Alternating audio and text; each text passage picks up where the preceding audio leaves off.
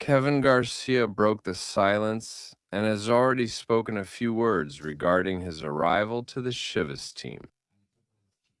Also, they changed Coach Gaby Milito's plans, and we're going to be talking about that situation. That's right, so stay with me to find out about these and many more topics regarding Chivas. I'm Jesus Bernal, and I thank all of you for your attention.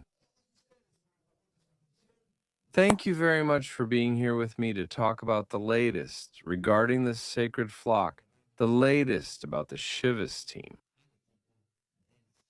Before we get to the information, I want to invite you to visit my official website, which is Jesus Bernal Shop.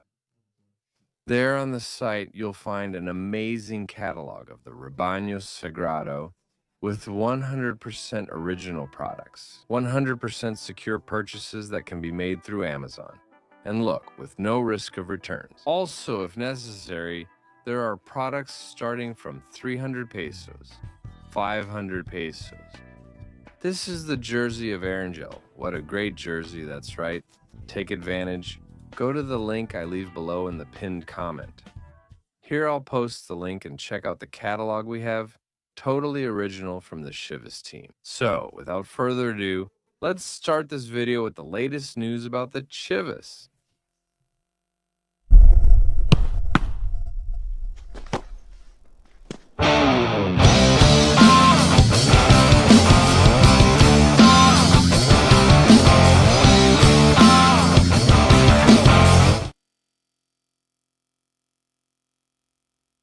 Well, do you remember Kevin Garcia, this Mexican-American soccer player who came from Fuego Football Club? He was also in the Barcelona Academy and has become a reinforcement for Guadalajara. Well, this guy posted a message on his social media, a message where, of course, he talks about his arrival at the Rebaño, the sacred flock. Here we see his posts, and this is the one where he says, "Blessed to have signed my first professional contract. Grateful for everything God has given me, and for my parents, who were always there for me. Also, to those outside the process who helped me get here. God is great. I can't wait to wear the red and white." That's what Kevin Garcia posted. Here we see him with the people from Fuego Football Club, and with his agent as well, who reached this agreement for him to become a Chivas player. We can even see Mariano Varela there as well. He was very happy with the arrival of Kevin Garcia, an inside midfielder, an attacking midfielder who can help the Tapatío team in these tournaments. With the youth squads, after that it all depends on him. Like Chivas, they're giving him the opportunity to shine, to go through a process, and from there it will depend on his skills and abilities to keep moving up. So, does he seem happy? You can tell this kid is doing well and that he has a strong intention to shine with the sacred flock and to do things the right way. Like I said, keep in mind, he's a reinforcement coming to the youth teams to try to work his way up later. But that's the message he left. Definitely motivating.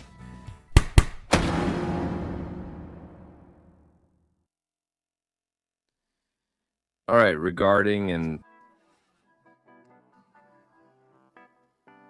to Gaby Milito, it turns out he didn't like everything that happened yesterday. The flight delay, his selected players didn't arrive, right? A whole bunch of things. Because they had planned Chivas' training on Monday to be in the afternoon. That's what was planned. And because of, let's say, external issues, due to situations with the airline, the flight kept getting delayed. The players ended up arriving in Guadalajara around 1 p.m., possibly a bit later.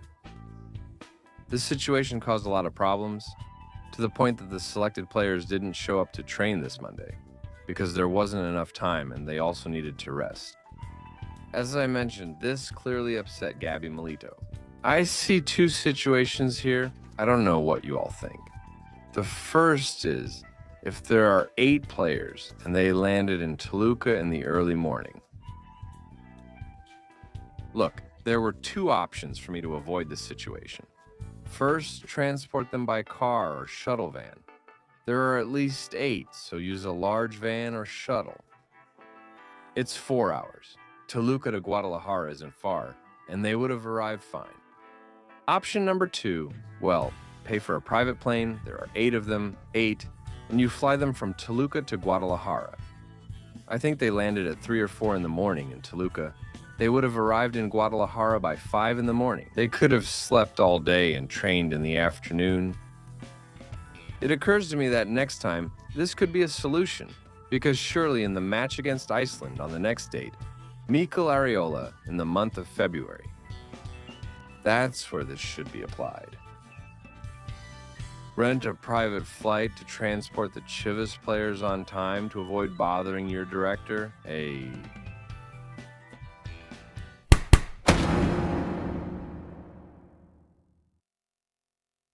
Right. In this late return, so to speak, Brian Gutierrez, the midfielder for the Guadalajara team, spoke a little. It was his first call-up, and he was very sincere. I didn't expect it. I didn't expect to be called up so quickly to the Mexican national soccer team. Let's listen to Brian Gutierrez.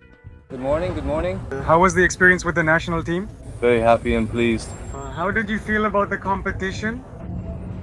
No, really good. Honestly, the competition is there. Honestly, really good, and I'm very happy to be there and wear the colors. Hey Brian, your debut in Panama got a lot of good feedback. How did you feel about it? Did you talk to Vasco? I think you did, right?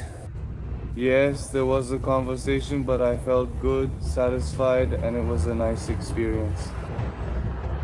Now, about the wet and switch thing, there weren't so many problems in your case, right? That's what I understand? No, I don't think so. I don't know. It was a necessary procedure, right? You mentioned that while you were there. Did your feelings about the whole Chivas situation influence your decision? Yes, the feelings, and Chivas too. Hey, about Chivas, are you aiming to keep the team's streak going? Also, yes, obviously we have to keep going. We have to go step by step, game by game. did you think the call-up would come this quickly, Richie? Or had there already been... Sorry, Brian, had there been talks before for this to happen like this? Or did it happen faster than you expected? Honestly, I was surprised, but that's soccer and you just move on.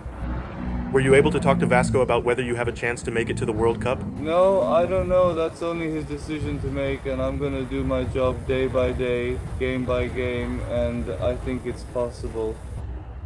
With so many from Chivas, how did it feel for you all on your first time? Did it almost feel like home with 8 from Chivas? Yes, obviously having 8 from Chivas is great, and I hope it happens again. Did it renew your hope, obviously, to be called up to Mexico with so little time to go to a World Cup? How did it renew your hope that with so little time in Mexico, you have the chance to play in a World Cup? Of course it's a dream. That's why I came to Mexico and wear Chivas colors. Brian, you said it surprised you. What did Gaby Milito say when she learned you made the list? He said, Javier, no, Gaby Milito. Yes, Milito. Your coach as a coach, what did he say to you when he found out about your call-up? No, he said to keep it up, that he's very happy with what I'm doing, and to keep going in the best way possible.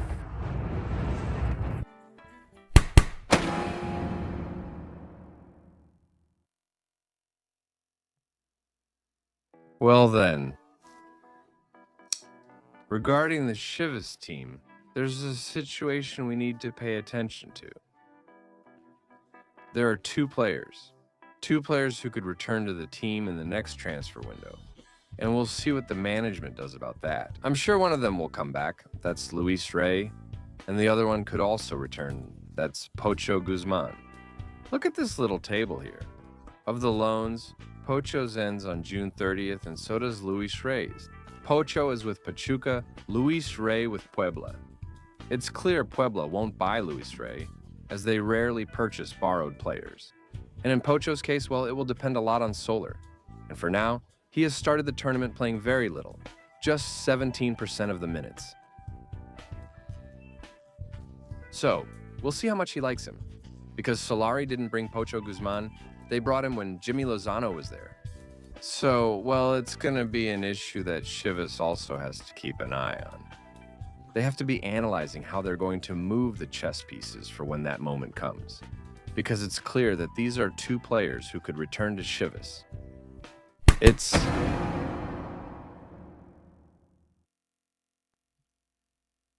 good, huh? What's going to happen with Femenil and Tapatío this weekend? The women's team is currently going to play against Leon on Sunday.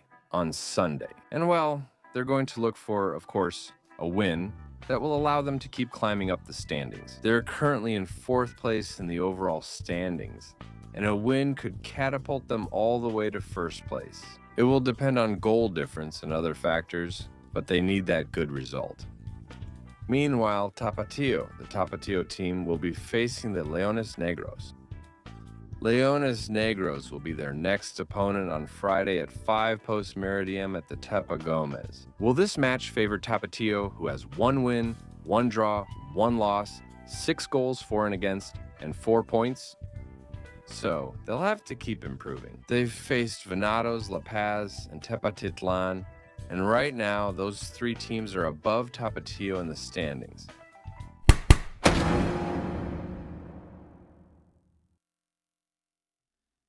Just to wrap up, I just want to remind all of you that Chivas resumes their participation in Liga Mexico this weekend when they face Atlético de San Luis.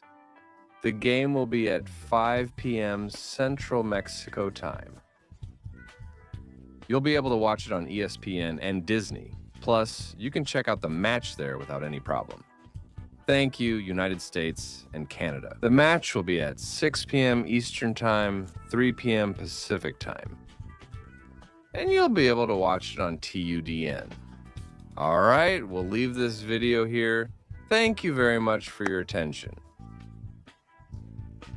Keep subscribing, commenting, sharing, liking, and we'll see you next time. I'm Jesus Bernal. Goodbye.